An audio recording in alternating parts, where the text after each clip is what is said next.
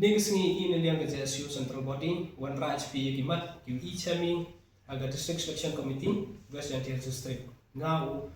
Rio Berto, woman come Assistant General Secretary, they were Lau, Assistant Finance Secretary yang assign, way Hagazing Lumbagazing Yakwat, yung Education and Employment Sales Secretary yang assign, Boche Romi Posnam. Katkam, Katia go yo in Snam, Obana July, the Punyo DSC, we remember DSC Committee. Dekut katanya yang kini naduk Snam, naduk in Snam April April arusan. Nanti dia yang notification go to me,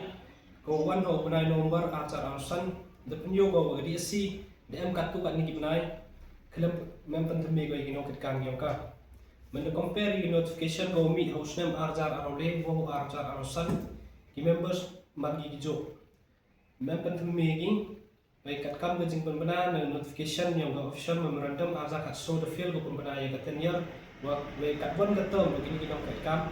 ye gusok ye kam yang kin kedia sisal West Jaintia teman go krek kam claim ke resident members kat 3 go the line promotion ho benar January SDO civil agreement kam tek tak go ye gajing krek kam yang kedia sisal claim ke members kat 3 go krek kam Hapoh DSC office CV kam ke official memorandum da ongo wagi member yang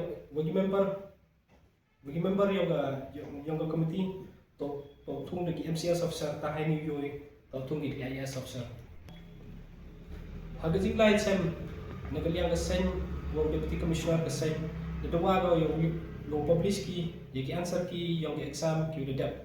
heliang yung misi de pentibu wo mem go ne go rule ne ga an wo pynmih pa ye ki answer ki Nelia kesan, itu dua kau yang sorkar megalia, when department yang personal and administrative reform, walaupun kerekam bagi gijin dua mandi kami na, unukong yang amendment ki yang DSC SOP, arja katso, walaupun tumi yang ai berkom kerekam yang tahu komite, buar kesan itu dua kau yang tahu SOP udang cina tumi ki, walaupun kerekam, jika yang mandatory 6 month implement timeline, kini gijin tau yo pendap ki kam tung krek tung ki Hapoh benru benai naduk advertisement haduk wo yo result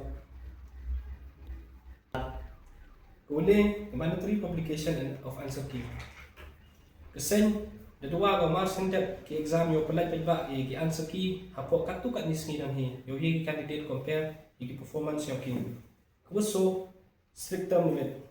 ya kita go appoint ni members yang DSC yo mangi Bumye di renew pula di kata ke Asnam. Yang man ngejing rekam ke DSC go kod go suka way go teme. Kemudian kedua yo tung kadi official members ke 3 QM Hapoh headquarter dan ni Hapoh DSC office kena wa berkom rekam yang sen yo lami ai bahaga. Wonru kemudian iklam ni OBC yang West Jaintia district. Do ujor yo pun smart ni pynmih yang kita ke result yang examine ni redap Hapoh chief house ni kat kum kecing iklam Hapoh office ke JSU regular ga wo bodin ga ini ikam yo ya kecing bahan ni kata kecing nem ta ga group yang ini song klik ti ni yang ga sen hawi kam tap ki ijai group yang ini ye ho yo tias pan